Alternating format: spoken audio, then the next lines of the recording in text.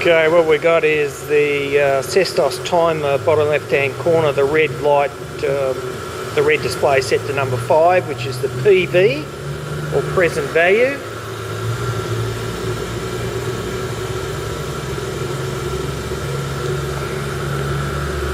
And the set value is the green below that of 6.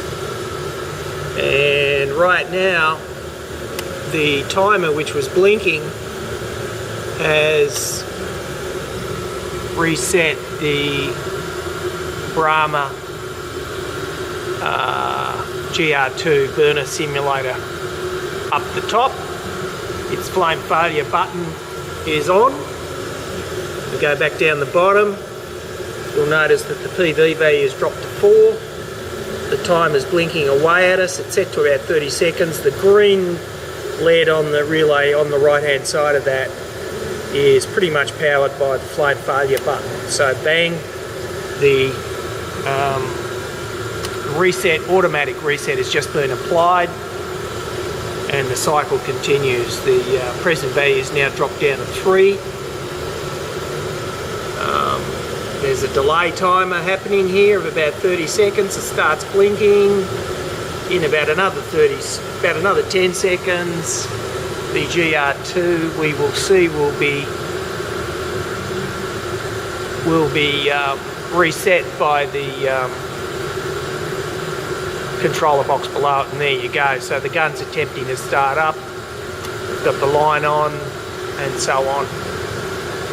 So of course, with this simulator, we're deliberately getting it to fail reignition or restart all the time, but this time I'll let the automatic controller down below, give it the automatic reset. Now I'll cover up the photovoltaic cell or the photoelectric cell, and the GR2 simulator or burner gun simulator fitted with the GR2 Brahma controller. Ignition's on, motor's on, line's on. There'll be a purge delay here of about 15 to 18 seconds, and then we'll see the oil neon will come on soon. When that happens, I'll release the photovoltaic. There you go. And the little old controller there thinks that everything's honky-dory because the photoelectric cell here is picking up light. So we've fooled the controller into thinking we've got a nice flame in our combustion chamber. So again, this time, looking down the bottom, the Cestos counter is on 2, so that means it'll just have 2 more resets, and then it'll force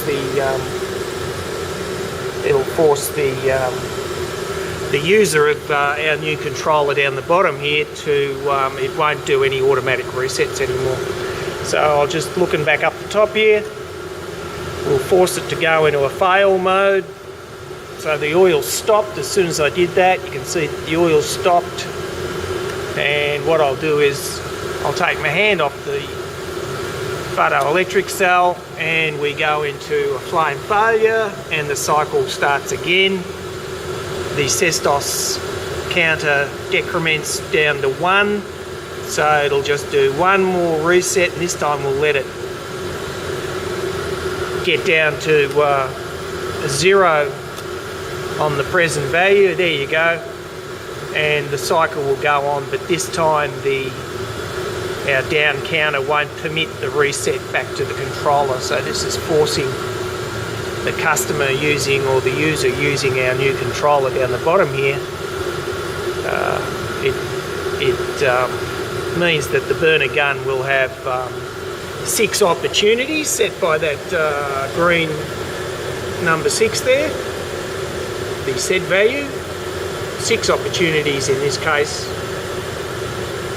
to do restarts, and pretty much after that it'll just sit there forever until the client comes up and sees, hey, we've got a flame failure here, the present value is down to 0, and what the customer should do is investigate the problem. So the customer might then choose to restart.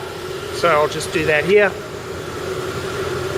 And the only way to restart is by hitting the RST or restart or reset button on the Cestos counter, and we'll see that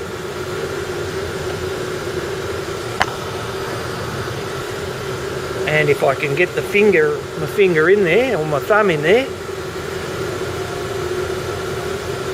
to push that button, which is a lot harder than it sounds, we've reset the present value now from 6, and it's immediately gone to 5, and the cycle continues again.